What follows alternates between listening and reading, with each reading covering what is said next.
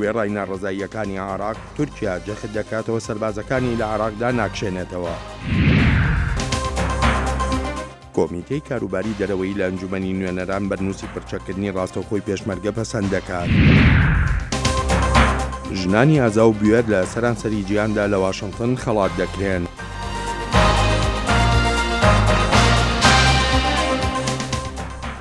عزیزانم بە خۆشحاڵیەوە جارێکی تر لەگەڵ ئێوەی خۆشەویستدا لە کورد کۆنێکشنێکی نوێدا یەک دەگرینەوە. کورد کۆنێکشن بەرنامەکە پشکا کوردیا دەنگی ئەمریکا ji واشنگتن و ڕاستەوخوا لەسەر کەناڵی NRT تێوەشاندن.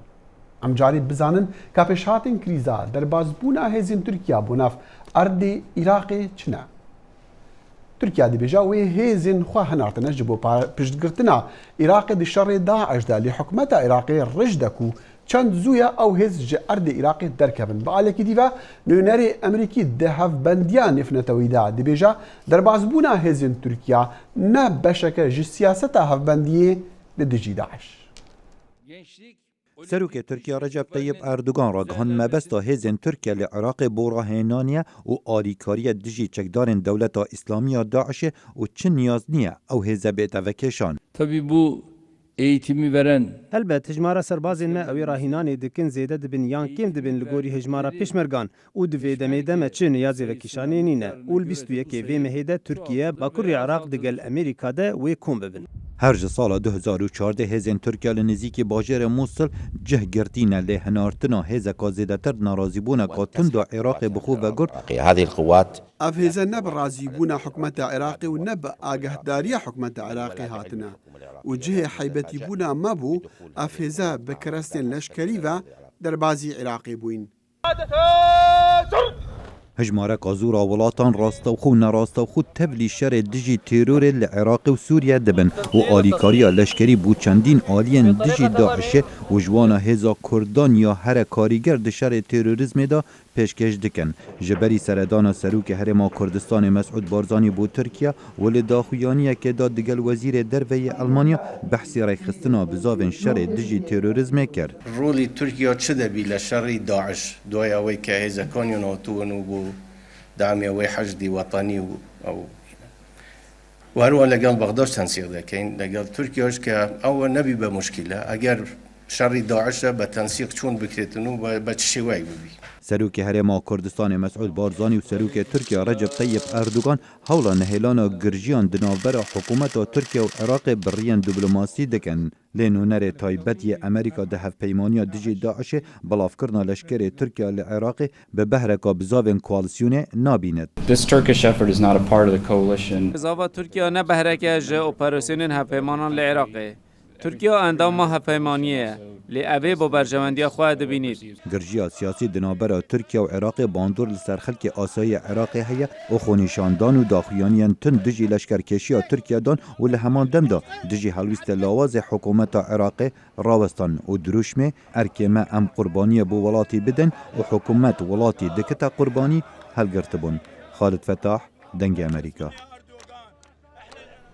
جا عزیزانم هێرشەکانی تێرۆریستان لە فەڕەنسا و لە ستانی کالیفۆرنیا نیگەرانیەکانی زیاد کردوون سەبارەت بە تواناییەکانی ڕێکخراوی تونڕەوی دەوڵەتی ئیسلامی. هەر بۆ مەبەستەش کۆمیتەی لەشکری لە سیناتی ئەمریکادا دانیشتێکی کردووە بە ئامادەبوونی وەزیری بەرگری ئەمریکا. وەک سەڵاحی پیرۆتی لە راپۆرتەکەیدا ئاماژەی پێدەکات ئەندامانی ئەم کۆمیتەیە داوا لە بەڕێوەبەرایەتی دەکەن تا ڕاستەوخۆتر شەڕی دەوڵەتی ئیسلامی بکات. سەرۆک ئۆباما لە وتاری یەکشەممەی ڕابردوو بۆ خەڵکی ئەمریکا دووپاتی کردەوە کە نابێت هێزی سەربازی بۆ گۆڕەپانی شەڕ لە عێراق و سووریا بنێرن. ئێمە نابێت جارێکی دیکە بکەوینە نێو شەڕێکی زەمینی چ لە عێراق یان سووریا کە درێژخایان بێت و لە کۆتاییدا زۆر گران لەسەرمان بکەوێت. گروپێکی وەکو داعش هەر ئەوەی دەوێت چونکە دەزانێت کە ناتوانێت شکست بە ئێمە بهێنێت لە مەیدانی جەنگدا. بەڵام لە کۆبوونەوەی کمیتەی خزمەتەکانی لەشکری سنەتدا جان ماکین بەرپرسی کمیتەکە پێداگرت مادامێک داعش دەتوانێت ئیدعا بکات کە خلافەتی هەیە و پێشبینی سەرکەوتن بکات و هیچ هێزێکی خۆجێی لە عێراق و سووریادا نەتوانێت خلافەت لەناو بەرێت ئەگەر بەڵێنی هێزەکانی خۆمان نیشان نەدەین ئەوە ئێمە دان بە بوونی خلافەت دادێنین. What we do need in Iraq is several thousand additional U.S. troops. هەڵبەت ئەوەی لە عێراقدا پێویستمانە چەندین هەزار سەربازی زیاتری ئەمریکی بۆ ئەوەیە مەشق پێکردن و تۆکمەکردنی هێزەکانی عێراق بە تایبەتی شەڕکەرانی عەشیرەتەکانی سونی خێراتر بکەن و پاش کەسدانی داعش نابێت عێراق جێبێهێڵین چونکە هەڕەشەکە دەگەڕێتەوە و ئێمە ناچار دەبین سەر لە نوێ دەست بخەینەوە نێو مەسەلەکە. وەزیری بەرگری ناردنی هێز بۆ گۆڕەپان لە شەڕی دژی داعش وەک هەڵە دەزانێت. وای چاو لێ بکرێت کە شەڕەکانی نێو عێراق و سووریا هی ئەمریکایە کارێکی وا دەکەین ئەوانەی شەڕی دژی داعش دەکەن یان نانوێت بشنە ژێر دەسەڵاتی داعشەوە ئەوە شەڕ لە دژی ئێمە دەکەن. سەرۆکی کومیتەکە دەستپەرجێ وەڵامی دایەوە. هەڕەشەی داعش لە دژی وڵاتەکەمان ڕاستەقینەیە ڕاستەوخۆی و ڕوو لە زیادبووندایە. ئێمە لە حاڵ سەرکەوتنی ئەو شەڕەدانین و دەرفەتێکمان بۆ نەماوەتەوە کە ئەوەی پێویست بێت ئەنجامی بدەین. سەناتۆر مانچینکوتی یەپەگا یان کوردەکانی سووریا کە ئێستا هەرە هێزی کاریگەری گۆڕەپانی شەڕ لە سووریان چۆنە بۆ ئەو کۆبوونەوەی ئۆپۆزیسیۆن لە سعودیا بانگ نەکراون. سناتۆر کلێر ماککاسکل پرسیاری کرداخوا پاشگرتنی ڕقا چی هێزێک دەتوانێت پارێزگاری لێ بکات. ئەو هێزانە کە ئێمە لیان ئاگدارین هێزەکانی دموکراتی سووریا لەگەڵ لایەنە کوردەکانن ڕۆن نییە داخوا ئەو هێزانە دەتوانن وەکو هێزی ئاسایش لە دوای گرتنی ڕقا پارێزگاری لەو شوێنە بکەن. یەکێک لە هویەکانی ناردنی هێز بۆ سووریا بۆ وەدەستهێنانی ئەو زانیاریەیە. هەروەها سەناتۆر شێنز ڕەخنەی گرت کە بە تایبەتی وەزارەتی بەرگری پلانێکی دیاریکراوی بۆ دۆخی پڕکارەساتی پەناخوازان و پێکهێنانێکی ناوچەیەکی پارێزراو نییە. ئێمە دەبێ بزانین داخوا ئێوە دەتانەوێت چی بکەن چۆن ئەنجامی دەدەن چۆن سەرکەوتوو دەبن ئەوە نە بۆ خەڵکی ئەمریکا نە بۆ کۆنگرێز نە بۆ هاوپەیمانانی ئێمە لە ئەوروپا و لە خۆرەڵاتی ناوەڕاست و تەنانەت بۆ دوژمنانیشمان ڕوون نییە. لە کۆتاییدا جان مەکەین جەختی کرد کە پێکهێنانی ناوچەیەکی پارێزراو لە سووریادا پێش کارەساتی زیاتری مرۆڤایەتی دەگرێت. سلاحی پیرۆتی دەنجی ئەمریکا.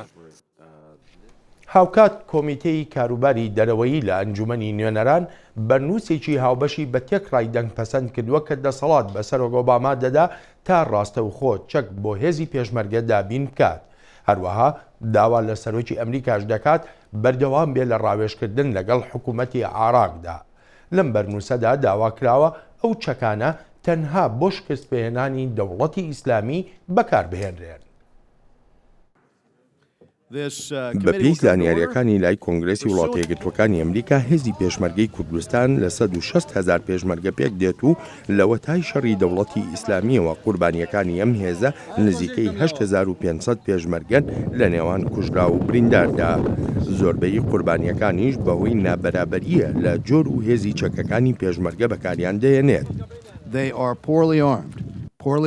هێزی پێشمەرگە چەک و تەقەمەنی گونجاویان بەدەستەوە نییە بە تایبەتی کاتێک بەراورد دەکرێت لەگەڵ لەشکری عێراق یانیش لەگەڵ ئەو میلیشیا شیعانەی عێراق کە ئێران پشتیوانیان لێ دەکات و تەنانەت ئەگەر لەگەڵ توانایی چەکی دەوڵەتی ئیسلامیدا بەراورد بکرێت.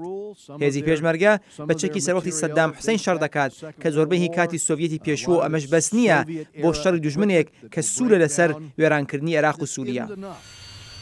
پەسەندکردنی ئەم بەرنووسە لە دەمێکدایە هەروە دێ و ڕۆڵ و کاریگەریەکانی رووسیا لە ناوچەکەدا لە زیادبووندایە کە بە وەرچەرخانێک لە هاوکێشە سیاسی و ئاسایشیەکانی ڕۆژهەڵاتی ناوەڕاستدا ناودێر دەکرێت.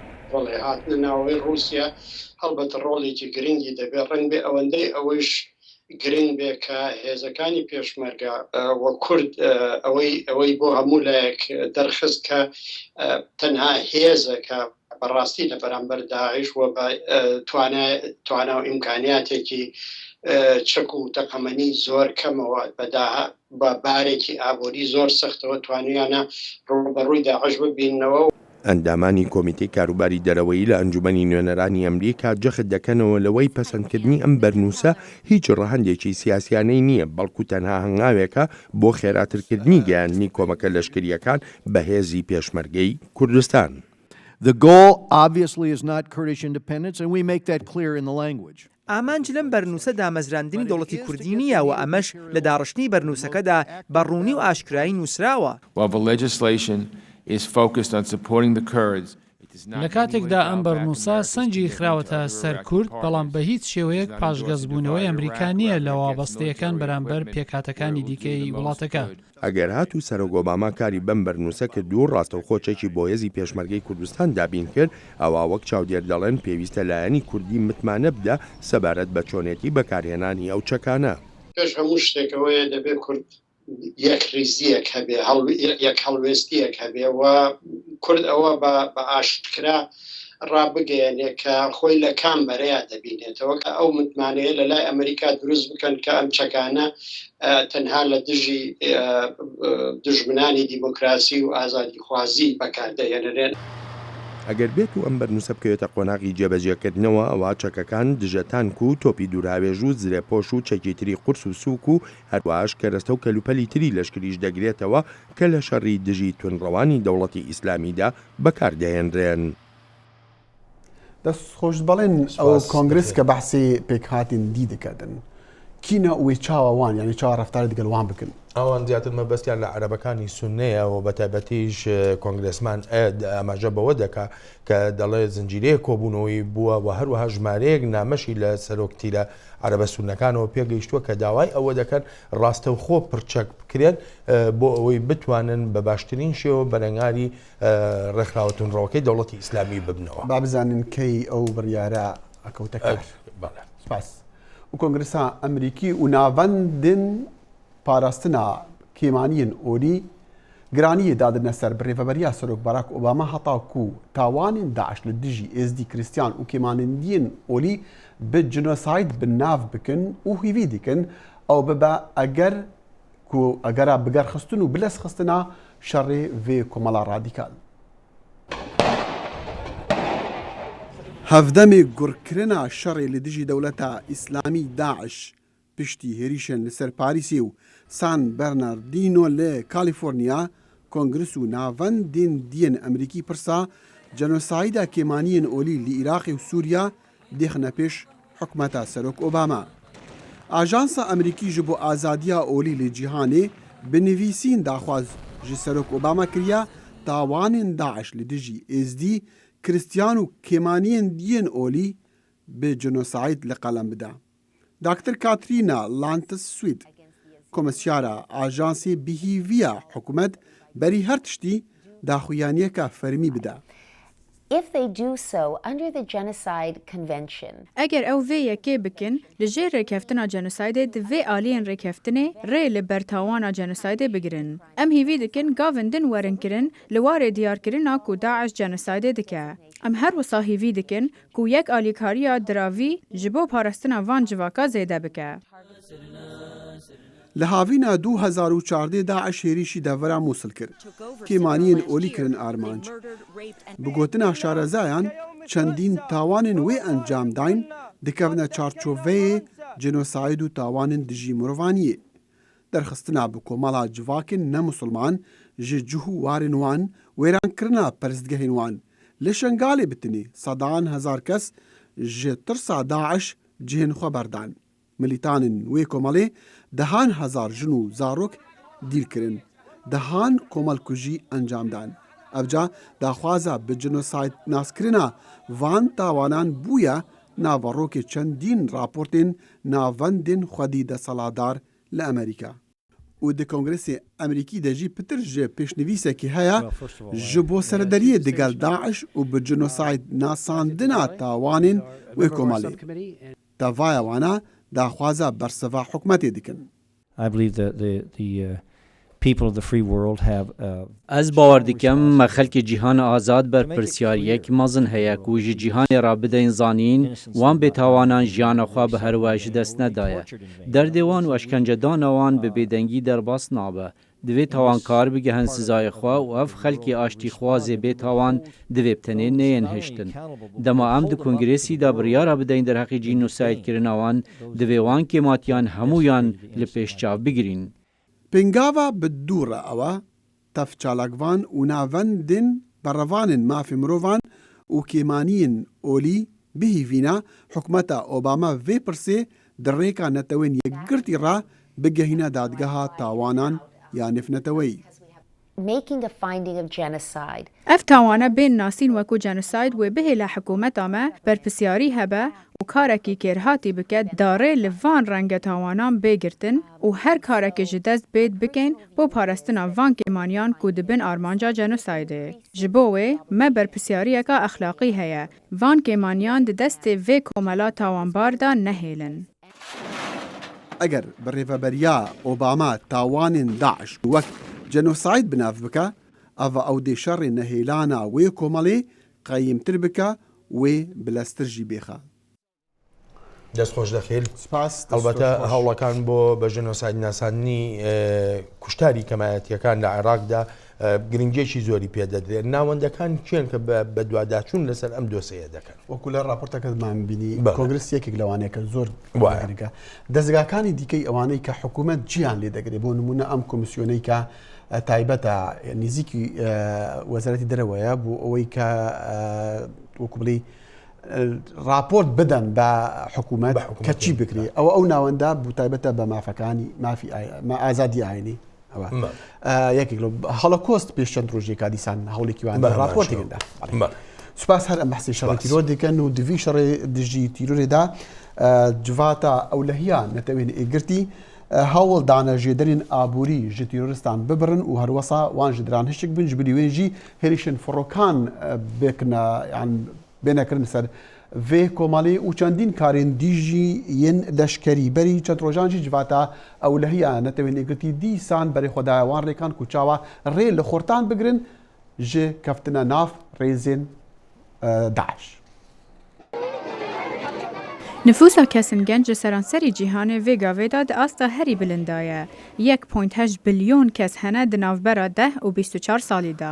Piraniya wan di welatin pêşketê de dijîn, lê gelek ji wan di hejariyê de dijîn, bêkar û bêxwendin. Ev dihêle ew tevlî grûpên milîşya bibin yan jî grûpên wekû Daeş. Em tev tê digihên ku genç bi asanî tên kişandin bo tevlîbûna nav grûpên radîkal.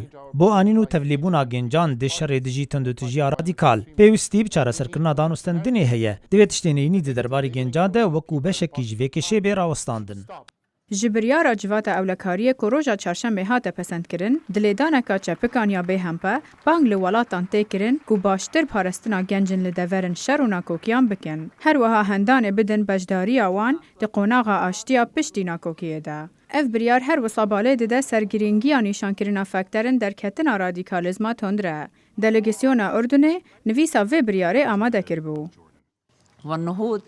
Pêdiviyekî ji bo bilinkirina asta karkirinê heye. Da pêşketina berdewam misoger be. Ev yek jî dihêle ku genç ne tenê bibin alavek ji bo wêrankirinê, lê her wiha bibin beşek ji proseya avakirinê jî.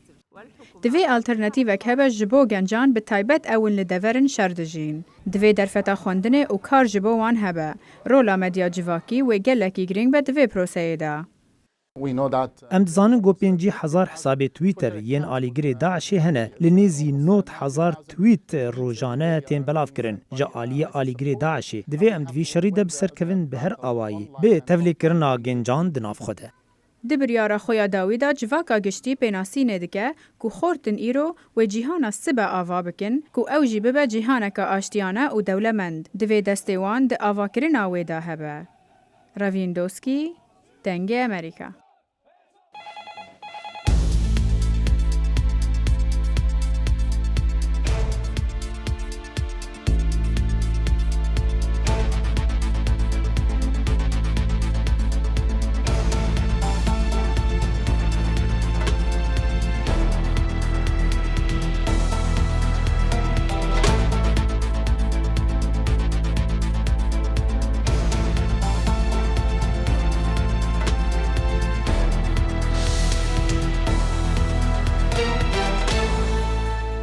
NRT تاکە کەناڵی ئەهلی بێلایەن. داکۆچکارانی سەرەکی لە مافەکانی مرۆڤ لە واشنگتن کۆبوونەوە بۆ تاوتوێکردنی ڕۆڵی وڵاتە یەکگرتوەکانی ئەمریکا وەک هێزێک بۆ بەرەو پێشچوون و ڕێگەگرتن لە پێشەلکاریەکانی مافەکانی مرۆڤ لە دەرەوە و لە ناوەوەی وڵاتەکەدا. ئەم هەڵسەنگانە چۆن بووە؟ وەڵامی ئەم پرسیارە لەم راپۆرتەدایە. یەکەم کۆبوونەوەی لوتکەی مافەکانی مرۆڤ ئەم ساڵ سەنگی خستە سەر قەیرانی پەنابەران، بڵاوبوونەوەی توندوتیژی توندڕەوی و زیادبوونی تاکڕەوی، ئەو ئاسەنگانەی کە ڕێکخراوەکە پێی وایە دەبێت ئەمریکا ڕۆڵێکی سەرەکی تێدا ببینێت. ئێمە لە ڕێکخراوی مافەکانی مرۆڤ یەکەم پێمان وایە ڕێبەرایەتی ئەمریکا لە ئاستی جیهانیدا هەردەمێنیتەوە، بۆیە پێویستە حکوومەتەکەمان پابەندی بەهاکانی لە ڕێبازی دەروەیی و ناوخۆشدا بێت. سیناتۆری دیموکرات بێن کاردن دەڵێت ئاسەنگەکان لە پێناو مافەکانی مرۆڤ جیهانین دەکرێت بە سەریاندا زاڵ بین. بیرۆکانمان بەهاکانی جیهان و پشتیوانی فراوانتری جیهانیە بۆ ئەم بەهایانە. ئێمە لەم مشت و مەڕەدا سەرکەوتوو دەبین، ئێمە بەکردەوەکانمان سەر دەکەوین و با پێتان بڵێ من گەشتبینم. کاردن گوتیشی سەرکەوتن لەم شەڕەدا مانای جیهانێکی پارێزراوترە بۆ نەوەکانی داهاتوو. لوتکەیەکەی ئەم ساڵێکێک بوو لە چەندین ڕێوڕەسم لە واشنگتن بە بۆنەی ڕۆژی جیهانی مافەکانی مرۆڤ بە پشتیوانی نەتەوە یەکگرتوەکان کە هەموو ساڵێک لە دەی مانگی 12 یاد دەکرێتەوە. ئەمە ڕێزگرتنە لە جارنامەی گردوونی مافەکانی مرۆڤ کە ساڵی 1948 لە ئەنجومەنی گشتی نەتەوە یەکگرتوەکان پەسەند کرا. هێرۆ زەنگەنە دەنگی ئەمریکا.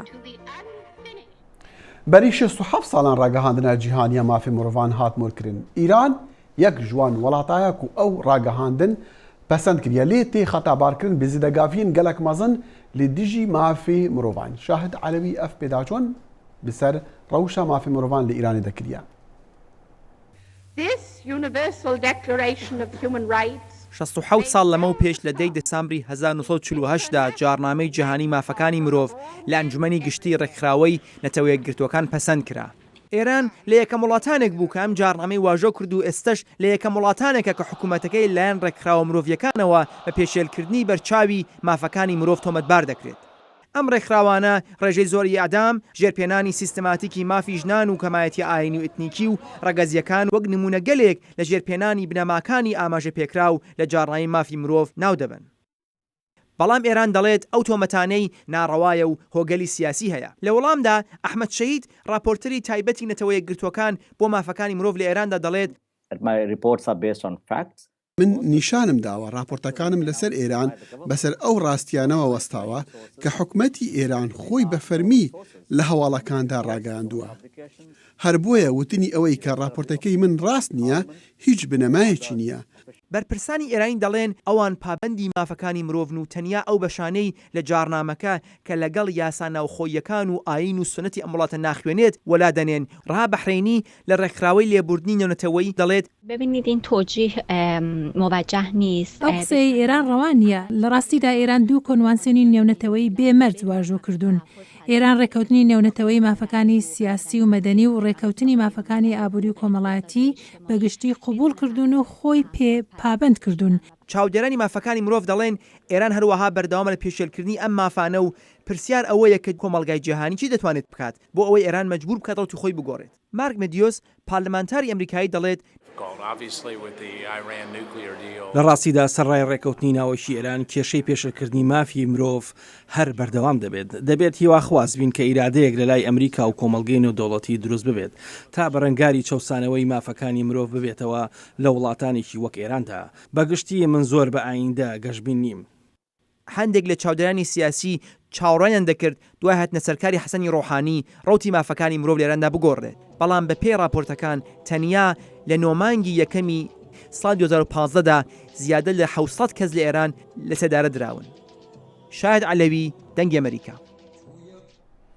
بەهۆی لێدوانەکانیەوە سەبارەت بە ڕێگەگرتن لە خەڵکی موسڵمان لەوەی بێنە ناو ئەمریکاوە لە سەرانسەری جیهاندا کاردانەوەی تووڕئامێز هەبووە و لە هەمان دەمیشدا ئەو پرسیارەش هاتۆتە ئاراوە ئایا ئەم داوایەی دۆناڵد ترامپ داوایەکی دەستوریە تا ڕێگە لە خەڵکی موسڵمان بگیرێ لەوەی بێنە ناو ئەمریکاوە؟ ویلایەتە یەکگرتووەکان هاتنی کۆچبەرانی چینی لە درنگانێکی 1800ەکان بربەند کرد و ژاپۆنی ئەمریکایەکانی لە کاتی دووەم جەنگی جیهانی خستە ناو کامپەوە. جا ئایا داواکەی دۆناڵد ترامپ کەوا ڕێگا بە موسڵمانەکان نەدرێت بێنە ئەمریکاوە بە پێچەوانەی دەستورە؟ من پێم وانی ئەمە شتێک نییە بتوانین لە ڕووی سیاسیەوە یان بپێی دەستوری وڵات ئەنجامی بدەین. ئەمە بیرۆکەیەکی گەلێک خراپە. دەیڤید کۆڵ پرۆفیسۆری قانونی جۆرجتاون دەڵێت سەرۆکێک دەبێت یەکەم وا لە کۆنگرس بکات قانونێک دەربکات هەموو موسڵمانەکان دوور بخاتەوە. جا تەنانەت ئەگەر ئەوەش بکات ئەوە بربەندێکە هەر نادەستوریە. بەندی بنەڕەتی یەکەم چاکسازی دەستوری بنەڕەتی ڕێگە نادات حکوومەت لە ئەنگری ئاینێکی تایبەت بکات یان نەیکات. کۆشتی سپی ڕخنەی لێگرت و دەڵێت هەڵوێستەکەی ترامپ ڕێگری لێ دەکات کە ببێتە سەرۆک. ئەگەر یەکەم کارت وەک سەرۆگەوە بێت دەست بخەیتە سەرنجیر و سوێن بخۆیت دەستوری ویلایەتە یەکگرتووەکان بپارێزیت و بەرگری لێ بکەیت کە ئەمە جۆرێکە لە سیاست. ئەگەر وا ناوی بێنم کەوا ئەوەی ترامپ داوای دەکات بە تەواوەتی بە پێچەوانی بەهاکانە کە لە ناو دەستورەکەماندا دیاریکراون. ئەلبەتە هەڵوێستەکەی ترامپ کاردانەوەیەکی تووڕەیی لە سەرانسەری جیهان بەرپا کردووە. لە بەریتانیا داوایەکی فەرمی لەسەر ئینتەرنێت کە دەڵێت ڕێگا بە ترامپ نەدرێت بێتە ناو وڵاتەکەوە زیاتر لە 100,000 واژووی کۆکردێتەوە. ئەمەش مانای ئەوەیە کە باسکردنی لە پەرلەماندا و بەرچاو دەگیرێت. ئێمە 84 وتارخۆینی ڕق و کینەمان لەم وڵاتە بربەن کردووە. بە بۆچوونی من ترامپیش دەچێتە ئەو قالبەوە. لەبەر ئەوە داوام لە حکوومەت کردووە با ئەویش بیکەینە 85مین. ترامپ گوتی پۆلیس لە هەندێک گەڕەکە موسڵمانەکانی لەندەن مەترسیان لە ژیانی خۆیان هەیە. لە کاردانەوەیەکی دەگمەندا دەیڤید کامیرۆنی سەرۆک وەزیری بەریتانیا و سەرۆکی شارەوانی لەندەن قسەکانی ترامپیان محکوم کرد وەک بێئاگاهی و پەرتەوازەیی. لە پاریس برینە دەرونیەکانی پەلامەرە تروریستیەکانی داعش لە مانجی 11 هێشتا ساڕێژ نەبوونە، بەڵام زۆر لە خەڵکی پاریس تێبینیەکانی ترامپ محکوم دەکەن. نەدەبوو هیچ پێگەیەکی لە سیاسەتی ئەمریکادا هەبێت. ترامپ پێشنیاری کردووە کەوە ئەمریکا پێویستە دەست بەسەر چێلگەنەوتەکانی عێراقدا بگرێت و پارەکەی بداتە سەربازانی دێرینی لەشکری ئەمریکایی جا هەروەهاش پێشنیارەکەی سەبارەت بە بربەندکردنی مسلمانان لەلایەن عێراقەوە کاردانەوەی تووڕەیی لێکەوتوتەوە. هذه تصريحات عنصرية لا تنسجم مع مبادئ ڕاگەیاندنەکانی ترامپ ڕەگەزپەرستین و لەگەڵ پرینسیپەکانی دیموکراسی ئەمریکا یەک ناگرنەوە. آدم‌های گوشه و کنار پیدا میشن میگن ما تو کشورمون باید مسلمان رو. سەرۆکۆماری ئێران حەسەن ڕوحانیش بەبێ ئەوەی ناوی ترامپ و ئەمریکا بهێنێت گوتی هەندێک پەیدا بوونە کە دەڵێن ئێمە دەبێت بۆ بەرەنگاربوونەوەی تیرۆریزم ڕێگانە دەین مسلمانان بێنە ناو وڵاتەکەمانەوە. ئەوانە قسەی سەیر و سەمەرەی مێژوویین. بە پێی بەرنامەی نەتەوە یەکگرتووەکان ئەمریکا شوێنی وەرگرتنی مەزنترین ژمارەی پەنابەرانی جیهانە. UNHCR لە بارەگاکەی لە سویسرا گوتی ئەو نمونەیە کە ئەمریکا داینەوە ترامپ بە تێبینیەکانی بنکۆڵی دەکات. ئێمە نیگەرانین لەوەی کاوە ئەو وتارانەی لە هەڵمەتی هەڵبژاردندا بەکارهێنراون بەرنامە گرنگەکەی پەنابەران دەخاتە مەترسی. بەڵام ترامپ هەر پێشەنگە لە بیرروڕاوەگرتنەکانە بۆ پاڵێوراوی کۆماریەکان بۆ سەرۆکایەتی. تەنان لەگەڵ ئەوەی ڕخنەیەکی زۆریشی لێ دەگیرێت لە ناوخۆ و لە سەرانسەری جیهاندا. حەیدەر کەریم، دەنگی ئەمریکا.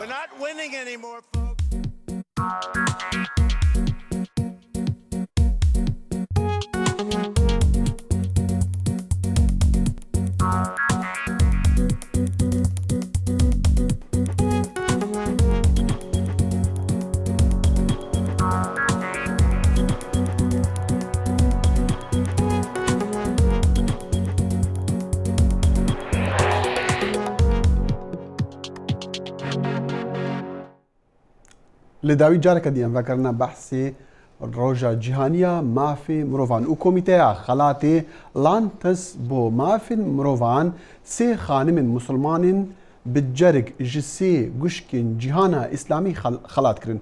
Kurd Connection li rêwirîsmên xelatkirinê li Kongresa Amerîkî amade bû.